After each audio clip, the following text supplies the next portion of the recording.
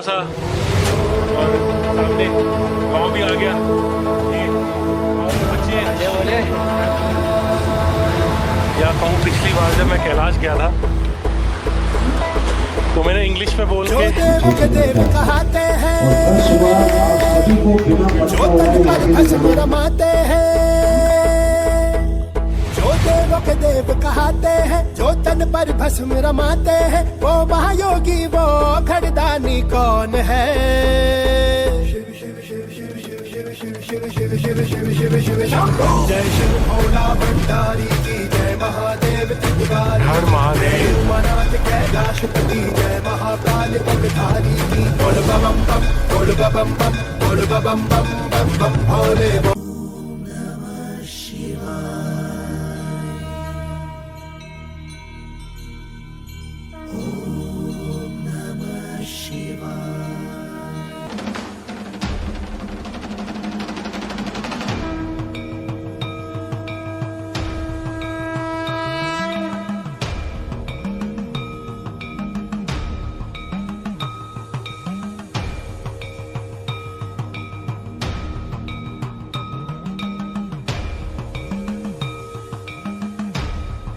एक पर्सनल नाम है जो भाई के लिए है, जो भाई बुलाता है, ये घर वाले। ऐसा है कि इसका भी जो आने का प्रोग्राम था नहीं था, इसको तैयार करने वाले भी मैं हूँ। मैंने वो मम्मी को बोला, मैंने कहा भाई बेटी को साथ लेके चल, तब तो तुझे ले जाता हूँ। वही मैं 65 लोगों को संभालूंगा, तुझे संभालूंगा, क्योंकि तेरे को मम्मी बोल दिया है, अब मम्मी को तो छोड़ नहीं सकता। मैंने कहा बेटी को साथ लेके चल, वो तेरे को देखेंगे, मैं 65 को देख लूंगा। थैंक्स टू ओनली ममता, जिसके थ्रू गौरव भैया से मुलाकात हुई। अमित भैया एंड ममता, जिनके थ्रू गौरव भैया से बात हुई। गौरव भैया की महिमा मैं तो नहीं गा सकती, बिल्कुल नहीं है। बाबा के बारे में जो कल का एक्सपीरियंस था, शायद यहाँ पे सभी लोग जानना चाहते हैं कि त्रिशूल की कहानी क्या थी। और देविका ने जो बोला कि एक आंटी त्रिशूल लेके चली गई है, वो आंटी मैं थी, शुचि मनचंदा। स्टोरी कुछ भी नहीं थी। जो लेडी अमित भैया के साथ में कदम से कदम मिला के, ममता ने सिर्फ एक बात बोली, ममता मेरी पड़ोसन है। मेरी तो शादी हो गई, जहाँ मेरी मम्मा रहते हैं राजेंद्र नगर में, ममता वहीं रहती है। इन्हीं के थ्रू ये सारा प्रोग्राम बना। उस समय अमित भैया और मैं, इन्होंने सिर्फ एक बात बोली कि मेरे पति का ध्यान देना, बस। मैं और भैया एक भाई बहन, कोई भी रिश्ता आप समझ लो, जिसका कोई नाम होगा या नहीं होगा, रिश्ते अपने आप यहाँ पे सबके सबसे बन गए हैं। मैं इनके साथ, ये मेरे साथ। और लास्ट में मैंने इनको ये बोल दिया था, भैया मेरी अब बस हो गई है, मैं नहीं जा सकती। ये आधा किलोमीटर पहले इन्होंने, मैंने कहा भैया कहाँ, ये बस ये मोड़ पे तो है, वो देखो वो हरी हरी दिख तो रही है, उसके मोड़ पे है। मैंने कहा चलाई जा रहे हो, कितना है, मैं नहीं जा सकती। आप गौरव भैया को फोन करके बोल दो मेरे को घोड़ा चाहिए, भले कितने पैसे लगे। जब तक हम गौरीकुंड पहुंचे, एंड हैट्स ऑफ टू भैया ओनली, मैंने सिर्फ इतना पूछा कि हमें रिद्धि नहीं दिख रही है और मम्मी नहीं दिख रही है, क्योंकि दोनों घोड़े पे इकट्ठे बैठे थे। रिद्धि हमें गौरीकुंड पे दिख गई। भैया ने तसल्ली दे दी कि रिद्धि है। रिद्धि से पूछा मम्मी कहाँ, उन्होंने कहा वो नीचे चली गई, तसल्ली हो गई। जब तक हम गौरीकुंड पहुंचे, अमित भैया की वजह से ये मुझे घसीटते हुए लेके गए। दूसरे भैया भी सामने बैठे हैं, आशीष भैया, ये हम सब इकट्ठे, हमारा जमावड़ा था। दीपू भैया, अमित भैया, भैया ने मुझे ऑक्सीजन के पफ दिए, खुद भी लिया, साथ पे साथ बनाए रखा। और टांगों में बिल्कुल भी जोर नहीं था, आंखों के आगे अंधेरा आ रहा था। पहली बार मेरे साथ ऐसा हुआ, कभी नहीं हुआ कि मेरे को लगा कि मेरे अंदर ताकत नहीं है। और जो पहले भैया ने अपना एक्सपीरियंस, जो यहाँ देविका ने, शिवी दीदी ने आप सबके सबसे पहले बताया गया था, उस एक्सपीरियंस की कड़ी यहाँ से शुरू ही होती है, ख़त्म नहीं हो सकता, क्योंकि बाबा के दरवाजे पे हम सब खड़े हैं। जब ये बाबा के दर्शन हुए छोटे बच्चे के, देख मैंने भी लिया था, पर मैं साइड पे हो गई थी। हम भैया की वेट कर रहे थे, सभी जो आगे चले गए थे। इन्होंने, दीपू भैया ने भी कहा कि त्रिशूल कौन उठाएगा। सबने, भैया की ताकत नहीं थी, वो ऑलरेडी एग्जॉस्टेड थे। उन्होंने कहा दीदी आप आगे चलो, हम चलते हैं। मैंने कहा चलो। हमने सब कुछ, अपनी फोटो खींची, सब कुछ किया, आवाज़ भी दी गौरव भैया कि ये कब आएंगे। रजनी भी हमारे साथ थी। सब लोगों ने जो हो सकता था कि हम सब साथ आ जाएं। बारिश हो रही है, हमारे पास कोई कपड़े नहीं है, ना कोई छाता है, ना कुछ है। सब कुछ हुआ, जो भी सबने, रजनी ने, सबने, हमने डिस्कस किया, ये सारी चीज़ें हुई। जब तक देविका को मैंने बोला, मैंने कहा बेटा 5-10 मिनट मुझे दे दे, केवल 5-10 मिनट, त्रिशूल गौरव भैया आएंगे, वो मुझसे ले लेंगे। जब तक मैंने त्रिशूल उठाया, मुझे नहीं पता मुझे क्या हुआ। जो लड़की अमित भैया के साथ में, उनको कितने कदम तक रोकने के लिए ये बोल रही थी कि मैं चल ही नहीं सकती, मैं गिर जाऊंगी। वो त्रिशूल उठाते सारी भाग रहे थे। मेरे कदम नहीं रुके। I've lost my father and I've lost my father-in-law also. इन्होंने ही कहा था तू जाएगी, और जो जो ये बोलते आ रहे हैं गौरव भैया कि शिव कौन है, आपके पापा। जैसे एक बच्चा अपने बाप के आगे जिद करता है, और वो बाप किसी का भी हो, वो पूरी करते हैं। उस त्रिशूल को उठाने तक मेरे हाथ ऐसे ही थे, मेरी हाथ की मूवमेंट भी नहीं बदली, और मैं उठाते उठाते जिस रास्ते पे चल पड़ी थी वो रास्ता सुनसान हो चुका था। रास्ता वही था, रास्ता मुझे मालूम था कि नीचे का रास्ता ये है, बट मेरे को इशारा दिया गया कि तू यहाँ जाएगी। पीछे से तेज ठंडी हवाएं चल रही थी, जैकेट मैंने पहनी थी। मम्मी ने सिर्फ ये कहा था टोपी रख ले, और वो मेरे पॉकेट में थी जैकेट में। वो जैकेट भी शायद थोड़ी देर के बाद में अमित भैया ने कहा ठंड लग रही होगी, उसकी जिप ऊपर कर लो, जब हम गौरी कुंड में थे। त्रिशूल हाथ में था, पीछे से सिर्फ मन से ये कहा कि पापा हवा ठंडी मत चलाना, मैं शायद गिर जाऊंगी, और मेरे साथ रहना, मुझे नीचे पहुंचना है। मम्मी बैठी है। मैं टेढ़े रास्ते गई, तब भी मैं नहीं घबराई, और एक आदमी था जो धार चला खा था, उसने मेरी वीडियो बनाई। वो मुझसे बात करता गया, आप कहाँ से हैं, मैंने उसको सब कुछ बताया, सब कुछ हुआ। उसके बाद वो पूरा रास्ता सुनसान हो गया। फिर दोबारा बोला, और मैं चुपचाप, मैंने कोई बातें नहीं करी, कुछ नहीं करा, सिर्फ त्रिशूल हाथ में उठा के कहीं पर भी रुकी ही नहीं। जो एक इंसान जिससे चला नहीं जा रहा वो रुका नहीं, क्योंकि मेरे साथ मेरे पापा थे और कोई भी नहीं था। उस पापा की हिम्मत से मैं वहां खड़ी होके और बोला सिर्फ पापा ये हवा नहीं देना कि मैं गिर जाऊंगी। हवा बंद हो गई, 2-3 बूंदें पड़ी, बारिश मत करना नहीं तो मैं भीग जाऊंगी, मैं नीचे कैसे पहुंचूंगी। और जब तक मैंने रास्ता गलत ले लिया था, रास्ता सुनसान था, मैंने कहा पापा किसी को भेज दो, मैं बात किससे करूं।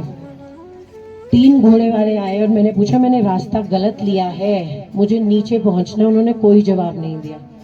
मैं 2 सेकंड के लिए वहां रुकी थी, जो रास्ता पार्वती कुंड को जाता है। मैं बताना चाहूंगा, जो रास्ता भीम कीर्ति से पार्वती सरोवर को से होके हुए और गौरीकुंड को जा रहा है, इन्होंने उतरना था नीचे जोलिंग कॉम को, ये वापस ऊपर चली गई।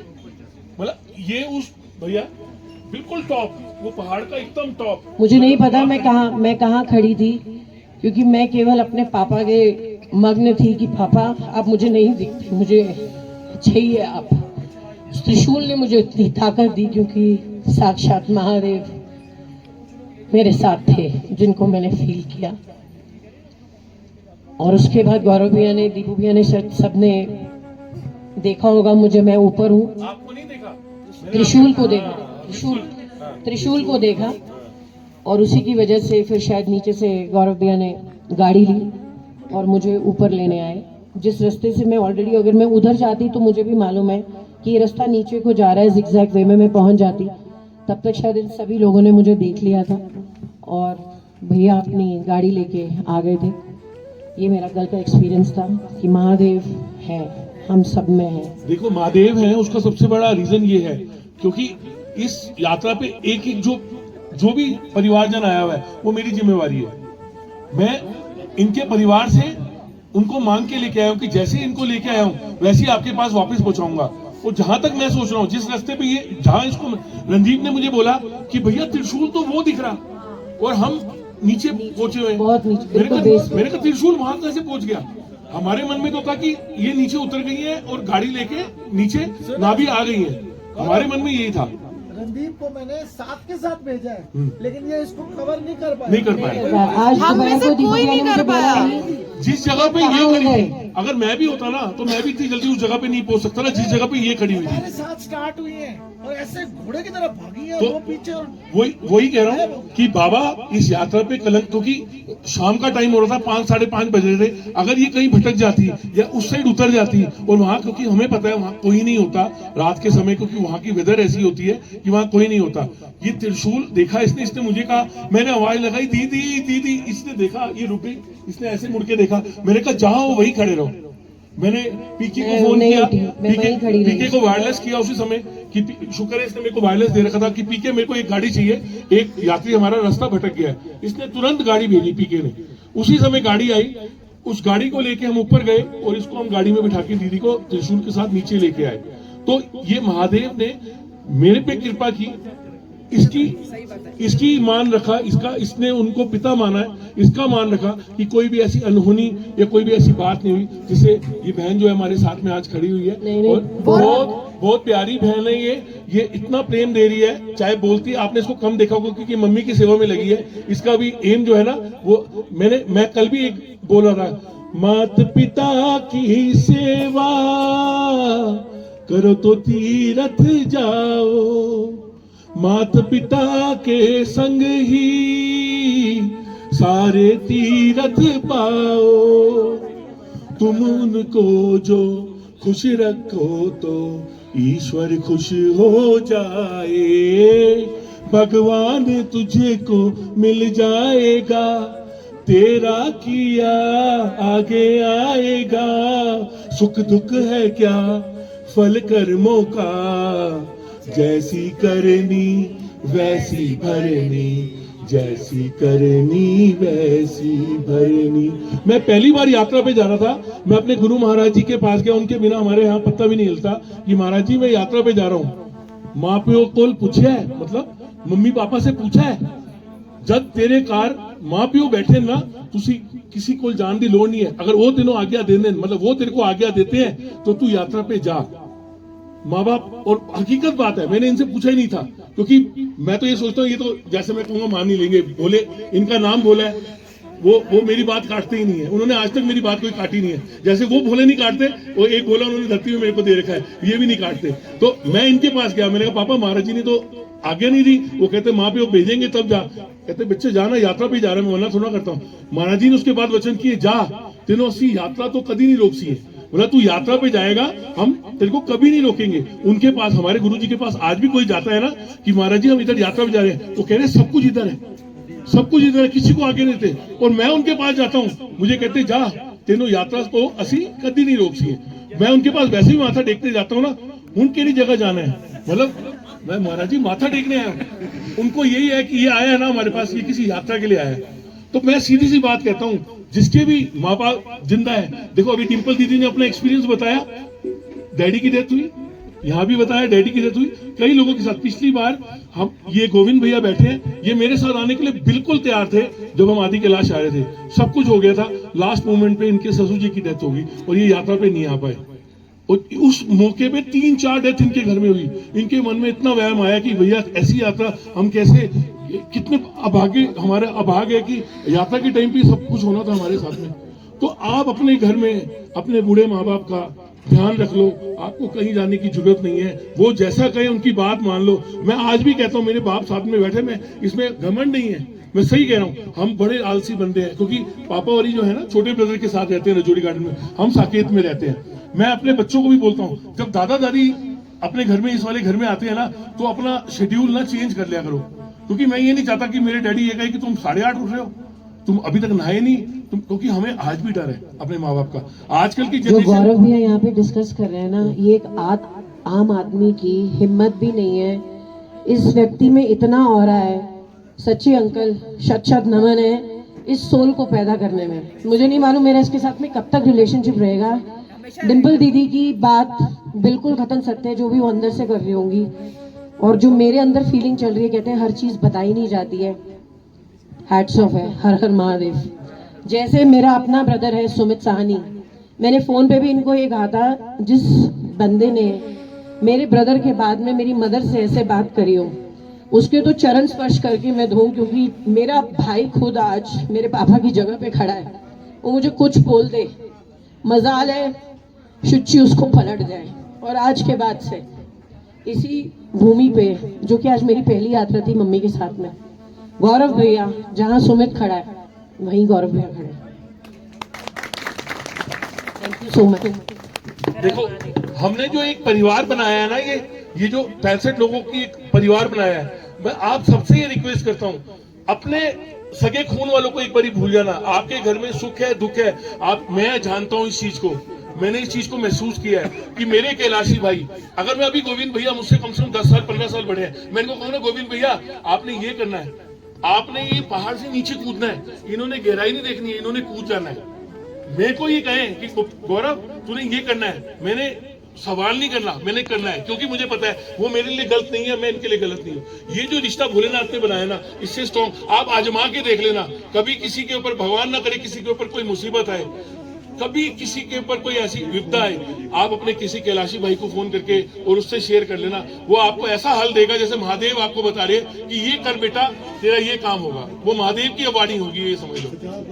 अब मैं अपने बड़े भाई गोविंद भैया को बुलाना चाहूंगा। मुझे पता है कम बोलते हैं लेकिन बहुत प्यारा बोलते हैं, इंटरटेनमेंट वाला। और ये कोई गौरव की गाथा नहीं है, ये अब कोई भी गौरव की गाथा नहीं सुनाएगा। अब जो कोई बात करेगा वो सबको भोलेनाथ की बात बताएगा। गौरव तो बिल्कुल तुच्छ प्राणी है, बिल्कुल ऐसा है कि मैं तो सीधी सी बात, हर बच्चा कैसे बनना चाहता है, यहाँ जितने भी जिसके भी बच्चे आए हुए हैं वो कैसे बनना चाहते हैं, अपने बाप की तरह, अपने बाप की तरह बनना चाहते हैं ना। तो मैं अपने भोले की तरह बनना चाहता हूँ। मैं भी चाहता हूँ कि मैं संसार को सब कुछ लौटा दूं जो मेरे पास है, और मेरे को भगवान बस अपना आशीर्वाद देता रहे। मैं अपना बस, मेरे को प्यार चाहिए और मुझे कुछ भी नहीं चाहिए, किसी से कुछ एक्सपेक्टेशन मैं अपने घर वालों से भी नहीं रखता। मुझे सिर्फ जो आप लोगों को प्रेम दे रहे हो ना, यही चाहिए।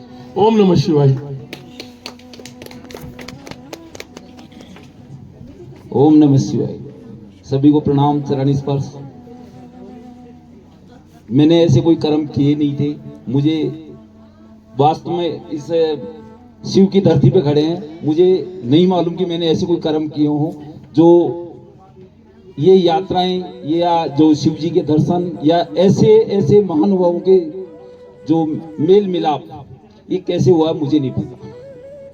मैं आपको एक छोटी सी बात इतनी सी बताना चाहूँगा। 2019 में मैंने फॉर्म भरा कैलाश मानसरोवर के लिए, और लोगों ने मुझे इतना डराया। जब हम वहाँ से यात्रा हमने घर से शुरू की, घर से जब हम निकले दिल्ली के लिए, तो हमने हमारे बच्चों को बिठा के सारी चीज़ें बताई कि भैया हमारे पास ये चीज़ें हैं, अगर हम नहीं आए तो आप लोग इसका यूज करना, रोना धोना मत। और जब हमारा ग्रुप का चयन हुआ तो हमारे साथ एक गोयल साहब थे दिल्ली वाले, तो उनका नाम था। तो किसी ने कहा कि आप गोयल साहब से बात करो। मैंने उनसे बात की, लेकिन उन्होंने कोई विशेष रेस्पॉन्स नहीं दिया। फिर पता चला कि गौरव भैया भी उसमें हमारे ग्रुप में हैं। तो मैंने इनसे बात की, इन्होंने कहा भैया आप आ जाओ, दिल्ली आ जाओ, बस इससे आगे की चिंता मत करो, आप दिल्ली आ जाओ, बस दिल्ली तक की आपकी व्यवस्था कर लो, उसके बाद सारी व्यवस्था मेरी है। और हम आए दिल्ली से। जैसे ही हम दिल्ली पहुंचे, अगले दिन भैया से मिले। भैया ने कहा आप बिल्कुल चिंता मत करो, सब कुछ आप मेरे पे छोड़ दो, और आप तो यात्रा की पूरा ध्यान भगवान पे रखो, आपको कुछ नहीं करना। हम जैसे वहां से रवाना हुए तो ITBP में जैसे मेडिकल हुआ, तो वहां हमारा, मेरा और मेरी श्रीमती जी का, दोनों का शुगर थोड़ा ज्यादा आया, 145 खाली पेट, और हम लोग दोनों डर गए और हमको लगा कि अब यात्रा नहीं होगी। हम दोनों रूम में जाके इतना रोए, आपको बता नहीं सकता हूँ। अगले दिन सुबह गौरव भैया से मिले, तो इन्होंने कहा आप चिंता मत करो, आपको मैं लेके चलूंगा, मेरी जिम्मेदारी है। मैंने कहा हमारा शुगर बढ़ा हुआ, कोई चिंता मत करो। उससे पहले हमने जयपुर में चेक करवाया था, लेकिन हमारा नॉर्मल था शुगर, पता नहीं कैसे वो बढ़ा। और एक डॉक्टर थे, जब 2 डॉक्टर वहां पे ITBP में 2 डॉक्टर चेकिंग पे थे, तो जो डॉक्टर जो सबसे ज्यादा जिसको कह सकते हैं कि थोड़ा सा विशेष वो था, तो उसके पास हमारा नंबर आया। तो सबने कहा कि ये तो आपको अलाउ करेगा ही नहीं। फिर मैं दोबारा से गौरव भैया को गैलरी में मिला, मैं कहा भैया इसके पास नंबर है कि आप तो जाओ, चिंता मत करो, जो भी होगा सब अच्छा होगा। हम वहां से आए, हमने घोड़ा लिया, क्योंकि हम बहुत डरे हुए थे। हमने घोड़ा लिया, 2 घोड़े लिए, लेकिन मैं गौरव भैया के साथ पैदल चला। घोड़े वाला बार जरा बाबूजी आप बैठो, मैंने कहा नहीं, मैं जब तक मेरी खुद की चलने की वो है तब तक मैं बैठूंगा नहीं। और हम पूरी यात्रा पैदल लिपू लेक तक पहुंच गए। घोड़े वालों को हमने फ्री कर दिया। जैसे ही मैंने पूछा कि चाइना में घोड़ा लेना है, तो भैया ने कहा आपको कोई चिंता नहीं है, घोड़े की जरूरत ही नहीं, क्योंकि आप मेरे से बढ़िया चल रहे हो। और इनका ये कहना मेरे लिए बहुत ज्यादा मोटिवेशन वाली वो थी। और हम लोग डोलमा पास वगैरह सब जगह, हमारे साथ 2-3 लोग और थे, जिसमें एक सुनील था अमृतसर का। उसने कहा भैया मेरे को तो सारे भगवान, मेरे माँ बाप सब नजर आ गए। तो मुझे लगा कि ये थोड़ा सा अपने आप को डिमोरलाइज महसूस कर रहा है।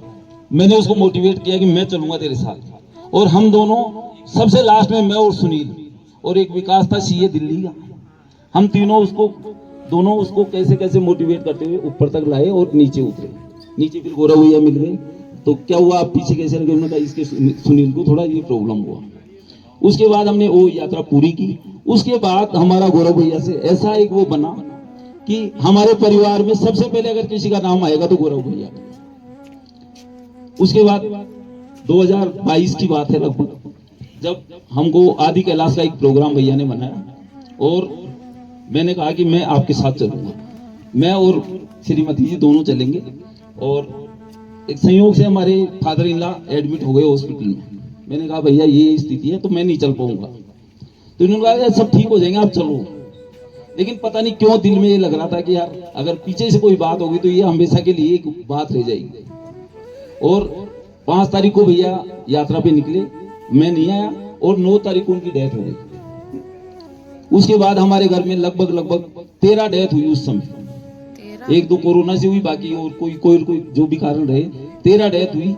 और मैं भैया से निरंतर उस समय बात करता रहता था कि भैया हो क्या रहा है ये, कभी कौन की डेथ हो गई, कभी किसकी डेथ हो गई, कभी 13 डेथ हमारे घर में 11 महीने में हुई। और हमेशा भैया मेरे को मोटिवेट करते रहते थे कि आप चिंता मत करो, ये सब भोले की कृपा है, जो भी हो रहा है सब उससे हो रहा है। और मैं सिर्फ ये कह सकता हूं कि कैलाशी होना बड़ी बात नहीं है, कैलाशी होकर कैलाशी को जीना बहुत बड़ी बात है।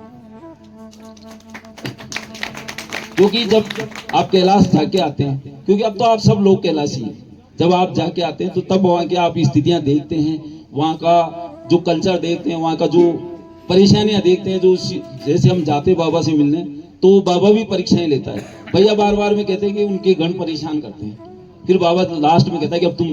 कल की बात मैं आपको बताऊं, हम लोग 5 लोग थे, चरण स्पर्श पे गए थे, जो भैया ने बता ही दिया, मैं सिर्फ रिपीट कर रहा हूँ उसको क्योंकि मेरी भी कुछ भावनाएं जुड़ी हुई हैं। तो हम वहां पहुंचे और हम वहां लेट गए, बाबा की गोद में लेट गए, पता नहीं कितनी देर हम लेटे रहे और हमें पता ही नहीं चला। और जब हम वहां बैठ के मतलब उसकी आरती की बात कर रहे थे, उस समय बर्फबारी चालू हुई। भैया ने कहा कि भैया बाबा आप कह रहे हैं कि अब तुम जाओ। और हम वहां से वो बर्फ का आनंद लेते हुए जैसे ही निकले और आके देखा तो कोई भी नहीं मिला, जबकि हम गौरी के साथ जो शिवी है उनको और ये जो एक गुड़िया हो रहा है, इन तीनों को छोड़ के गए थे वहां पे, त्रिशूल भी उनको देके गए थे। तो भैया ने कहा कि वो बच्चे निकल गए होंगे। उसके बाद की सारी बातें आपको बताई और कैसे कैसे वो बच्चा मिला। हमने तो हालांकि नहीं देखा क्योंकि बच्चा कोई था ही नहीं हमारे साथ, और जो शिव का रूप था उसको हम देख नहीं पाए।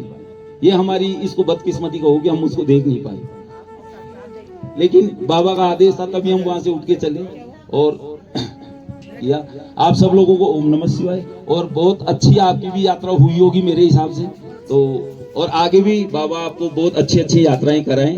और हमारा एक ग्रुप जो है और बढ़े, हम लोग 59 उसमें थे, जो बैच 4 था 2019 में, और 65 लोग अभी हैं, तो लगभग 125 लोगों का हमारा एक ग्रुप बन ही चुका है।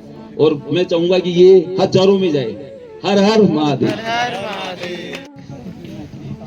No issue. You talk very beautifully. Om Namah Shivaya. ओम नमः शिवाय। Actually, this is my first Kailash Yatra. I was very motivated by Brinda to go to Kailash, go to Adi Kailash through Gaurav Bhaiya. Actually, when the jeep list came, I really got upset. Why 3 ladies in an unknown place? I was really upset, but I know Brinda is very courageous. She can handle anything. But so Brinda was also very sick before the travel. So I got upset. How are we going to complete the travel? And I asked him what to do with this. तो उन्होंने बोला मैं आपके साथ हूँ. Until now, he has been in our throughout he was in our. हमारे को छोड़ दिया। It was like Shiva traveling with us instead of Gaurav Bhaiya. I was really very upset, very thankful to him and very happy, and I saw the got a very clear vision also. It was very, very blessed, really blessed trip. This is lifetime experience. ओम नमः शिवाय। आप लोगों ने ना पूरे tour में इन 3 लोगों की भावनाएं नहीं समझी होंगी। ये जो 3 लोग, क्योंकि चक्कर क्या है, हर बंदा सोचता है कि वो मेरी लैंग्वेज नहीं समझेगा। ये रचना मासी ने भी मुझे बोला था जब मैंने कहा था उनके साथ आप सो के, वो मेरी भाषा नहीं समझेंगे। मैंने कहा भाई प्रेम की भाषा समझेंगे, आप प्रेम की, इतना प्रेम है इनके अंदर कूट कूट के।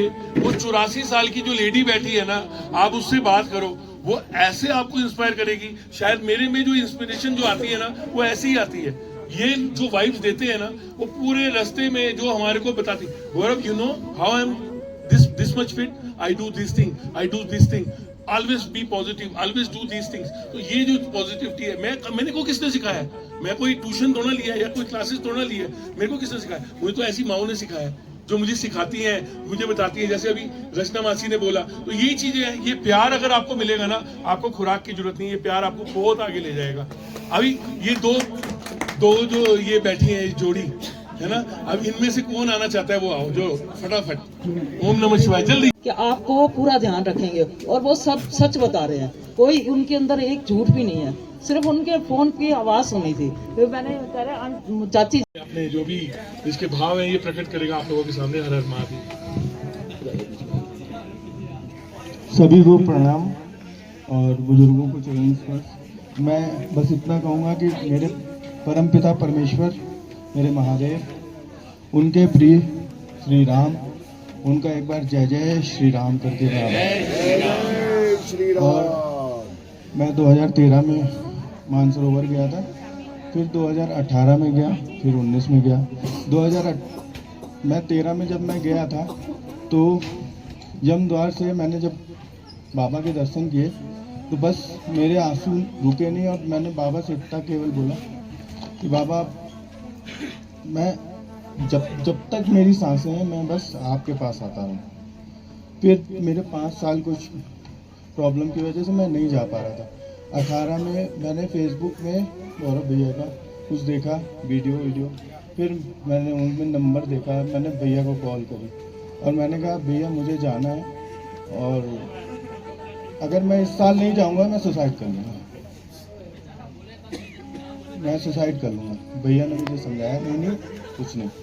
फिर एक एजेंट, मैं एक्चुअली नेपाल के थ्रू गया, मैं इधर से नहीं आऊँ। और गौरव भैया से मैं पहली बार, अभी एक बार हम लोग कानपुर में मिल चुके हैं कैलाश उसमें, तब भी भैया आ रहे थे कानपुर, इसलिए भैया ने कहा कानपुर आ रहा हूँ, क्या स्वागत नहीं करेगा मेरा? तो मैंने कहा आ रहा हूँ भैया, आ रहा हूँ मैं, जबकि कहीं जल्दी मैं इन्वॉल्व नहीं हो पाता हूँ। तो लेकिन भैया ऐसे हम लोग की बात होती है जैसे ये मेरे भोलेनाथ हैं।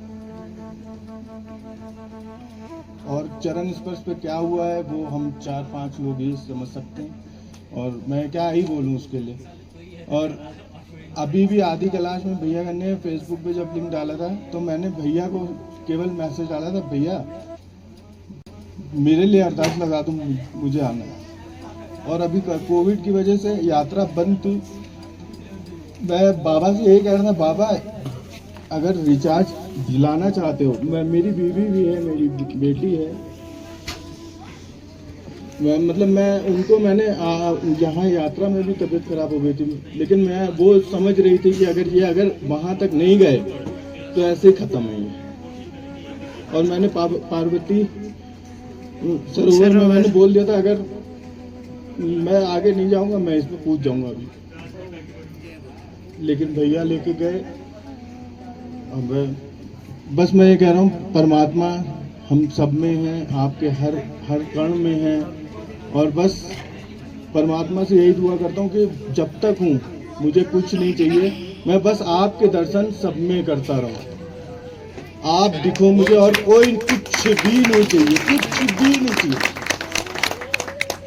और हर परमात्मा सर्वव्यापी है, वो महादेव सब में है, तो आप प्रसन्न रहें, परमात्मा प्रसन्न रहें। आपके अंदर आप मुस्कुराएंगे तो मेरा भोला मुस्कुरा रहा है, जैसे भैया मुस्कुरा रहे हैं, भैया मेरे मुस्कुरा रहे हैं, मेरा भोला मुस्कुरा रहा है।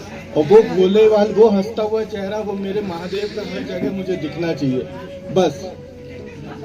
और जय जय श्री राम, जय जय श्री राम, श्री राम, जय जय श्री राम। सब भक्तों की जय। हर हर महादेव। अभी किसी के फिर ये ब्राह्मण है और साथ वही नहीं। चलो ये आप यही तो मेरी गलती है। अब कोई और भाई कोई भी अपना बस ये लास्ट क्लोजिंग है क्योंकि खाना लग चुका है। कुछ भी कोई कहना चाहे क्योंकि मैं चाहता नहीं किसी के मन में किसकी बात रह जाए। ये तो समझो बाबा का ही हुक्म है कि सबसे, क्योंकि अब लेके तो आप जा रहे हो, मैं आपको बताता हूँ जब हम यात्रा पे जाते हैं ना तो हम बड़े जोश में जाते हैं, हम ये देखेंगे, ये करेंगे, ये करेंगे, ये करेंगे। जैसे ही दर्शन होते हैं ना कहते हैं घर लौटो, बच्चों को लिपटो, बच्चों को बताओ, शेयर करो, क्योंकि ये दर्शनों का जो वजन है ना हम चाहते हैं हम बांटते, जैसे प्रसाद मिलता है ना डूने में तो कहते हैं ये थोड़ा सा बेटे के लिए, ये बेटी के लिए, बहू के लिए देते हैं ना, बांट के खाते हैं। तो अभी आप लोगों के पास में वही बोझ है, तो वो थोड़ा सा बोझ वो जैसे 1%। मैं चाहता हूँ अगर किसी को कुछ किसने कहना है, रणदीप तूने कुछ कहना है, देखो बड़ी बात है, मैं सीरियसली कह रहा हूँ कि एक सिख होके शिव की यात्रा पे आना, ठीक है ना, ये बड़ी बात है। अपने हिंदू अपनी धर्म को नहीं मान रहे। एक लड़का जिसने ये मुझे हाँ नहीं वो तो अब खबरों की होगी, वो अब तो हिंदू बन गया भैया। मैं एक मिनट में बोलूँ, मैं एक चीज बताता हूँ, मैं इसको कहता हूँ, फोन करता हूँ सत श्री अकाल, ये मुझे कहता है हर हर महादेव। ये है, ये चीज है। नहीं, मैंने भी ट्रेन में इनको देखा, मैं कहा ये क्या कर रहे हैं यहाँ पे, इनका क्या रोल है? हर हर महादेव। आज से मैं गर्व से कह सकता हूँ कि मैं कैलाशी रणदीप सिंह भाटिया आया हूँ और मैं गौरव भैया की टीम में अब ऐड हो जाऊंगा आगे से, क्योंकि मैंने अमरनाथ यात्रा भी करी है और मैं रेगुलर हर महीने उज्जैन महाकाल जाता हूँ और अब की बार मैंने दूसरा ज्योतिर्लिंग करा है ओमकारेश्वर, और प्रभु की कृपा रही तो मैं इस साल पूरे 12 ज्योतिर्लिंग करूंगा। हर हर महादेव। ना हम तुम्हें जाने मगर लगता है कुछ ऐसा मेरा हमदम मिल गया। सभी का दिल से ये मौसम ये रात चुप है, ये होठों की बात चुप है, खामोशी सुना आया, चढ़ आया, चढ़ आया, चढ़ आया। हम बोले हर हर महादेव, हम बोले हर हर महादेव, हम बोले हर हर महादेव। पार्वती दे हुए अग्नि शिव ने विघ्न बुझाया, पार्वती दे हुए अग्नि शिव ने विघ्न बुझाया, तो राधा देखो लाड़ा चढ़ बहते आया, चढ़ बहते आया, चढ़ बहते आया, चढ़ बहते आया। बोले हर हर महादेव। माइक थोड़ा दूर रख। ओके। लाला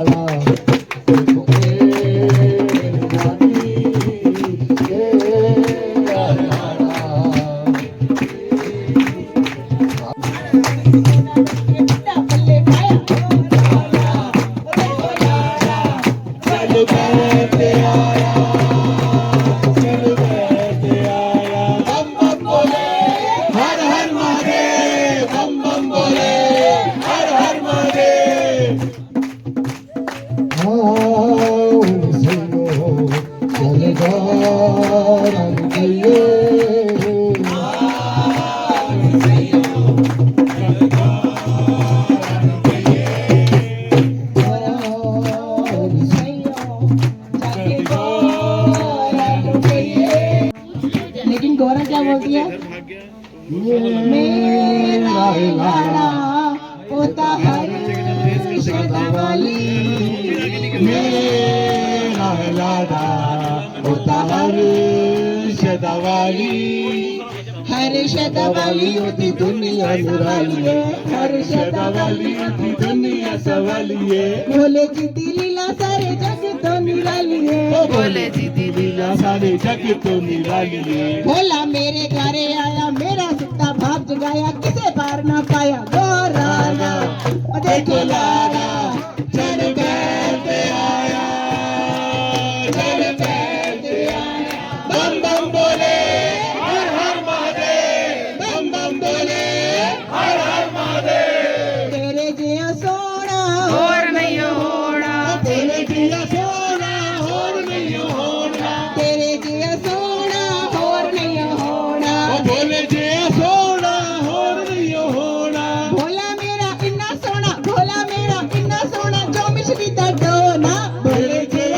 नमः शिवाय। ऐसे ही सभी भाई बहनों ने, सभी परिवारजनों ने भोले का नाम लेते लेते और अपने एक्सपीरियंस साझा करते करते पूरी रात बिता दी। बहुत आनंद आया। हर हर महादेव, हर हर महादेव।